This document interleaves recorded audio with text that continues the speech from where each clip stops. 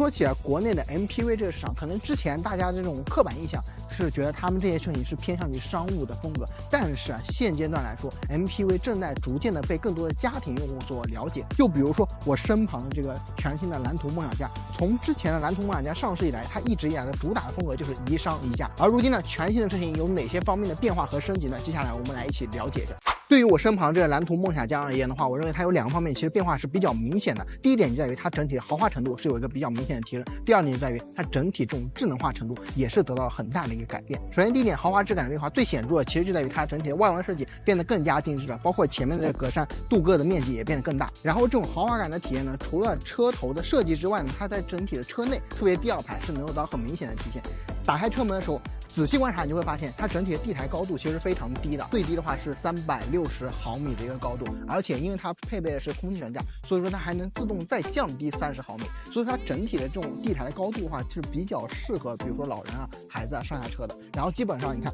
只要1步就能够很轻松的跨进车内。然后接下来我们来车内看一下它整体的这种内饰的配置情况，因为它第2排配的都是这种头等舱座椅，所以说坐进车内的话是能够很明显感到这种豪华质感是比较有一个明显的提升的。首先它整体的座椅2个座椅都是采用这种亲肤的材质，所以说你坐上去的时候你是能够感觉出来，你能够触及到这些地方都是这种软性的材质，这一点还是比较舒服的。第2点在于它整体的这种座椅的承托性表现非常好，它座椅的厚度相比较于同级别的这种头等舱座椅而言，它要更厚一点，它是能够达到同级别的1.2倍的厚度，所以说它带给你这种承托性表现的话会更加好。而且除了这种承托性，包括承托质感非常舒适之外呢，它整体的配置也是非常高。你看两边都有这种独立的小屏幕，然后打开屏幕你就可以发现座椅的通风、座椅的加热、座椅的按摩这些配置它是都有的。而且腿部空间对于这种偏向于家用和商用属性的 MPV 而言的话，其实你不需要有任何的担心，这种空间表现对于第2排来说是完全足够的。咱们常见的这种 MPV 它都会有这种小桌板嘛，因为毕竟你有可能会在这上面需要办公，它上面是做了防滑设计，同时它有一个凹槽，这个好处就在于比如说你有手机的话，你可以横着放在这边，包括平板也是能够支撑在上面的。然后这个座椅还有舒躺模式啊，能够一键的放躺，然后尽可能在车里比较安稳的休息。而且有一点细节它做的非常好，就是它的安全带是在座椅的上方的，这也就意味着即便是在行车的过程中，你也可以比较安全的在车内以一个比较舒适的姿势享受。它其实在车顶上也是给你配了一个这个彩电的，可以看到它整体吸顶屏的这个尺寸还是比较大的，如果说你在上面看电视的话也是能够支持的。然后你看这吸顶屏它也是支持触控的，它整体操作流畅性而言我觉得还是比较的灵敏的。除了这个彩电之外，在底下它还配了一个冰箱，所以说这辆车型我真的觉得它是把冰箱、彩电、大沙发这些功能都给你配齐全了。而且这个冰箱你可以看到它也是一个电动开启的模式，这一点的话确实很有质感。然后你打开冰箱可以发现它是能够制冷也是能够制热的，然后制冷的话现在我们是把它调到了零下6摄氏度。你看它冰箱的整体的容积还是比较大的，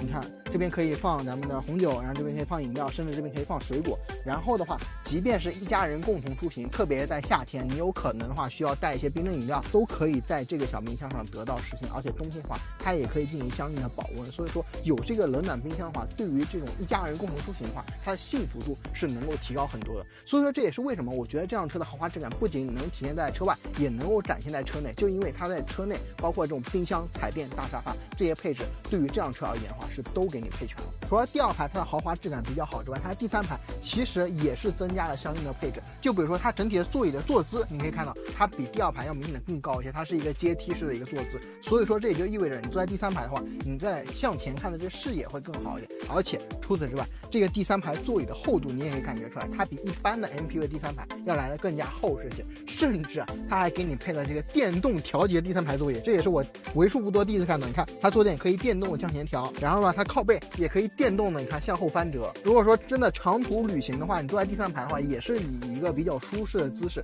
可以在这儿休息的。而且它第3排还给你配了座椅加热这个功能，甚至在使用了第3排的情况下，它的后备箱依旧能够有非常大的容积，可以看到4个登机箱是能够很轻松的就放在这辆车的后备箱，而且它这边还有相应的空间，所以这也就意味着这辆车它整体的这种储物空间其实是要比同级别的这些 MPV 更强一些的。而对于这辆全新的蓝图梦想家而言，除了我认为它第一个变化比较明显的地方就在它的豪华质感得到比较明显的提升之外呢，第2点就在于它整体车内这种智能化的体验其实也是得到到了一个很大的进步。其实坐进这辆车的车内，能很明显的感觉到这辆车的整体这种内饰的风格布局是有一个比较明显的变化的，就在于它很向这种新势力去靠拢。就比如说中控给你配了2块大屏幕，然后这些大屏幕的话也是采用了8295的芯片，也是当下最旗舰的一个芯片。当然了，因为我们在澎湃的时候它还是辆试制车，然后它整体这种车机的 UI 设计的话，也是比之前的蓝图车型而言会有一个比较明显的进步。即便是你第一次上手操作的话，整体的这种功能性按键的话，布局还是比较清晰的。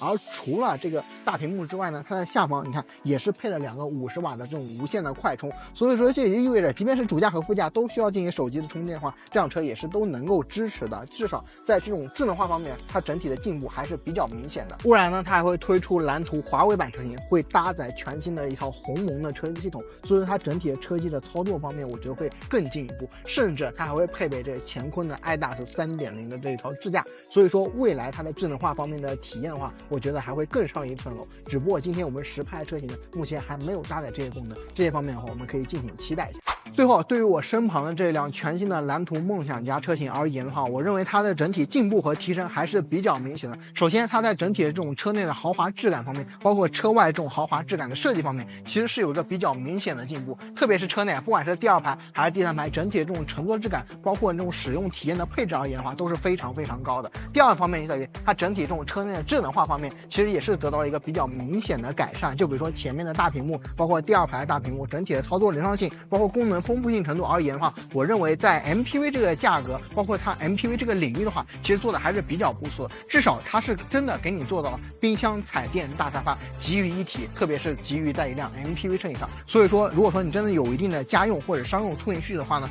那么这款车型其实还是比较值得考虑的。剩下唯一的疑问就是在于它的整体定价会不会和老款车型一样，或者说比老款车型更有一些价格方面的优势呢？这点我们可以期待一下。好，感谢收看本期视频，我们下期再见。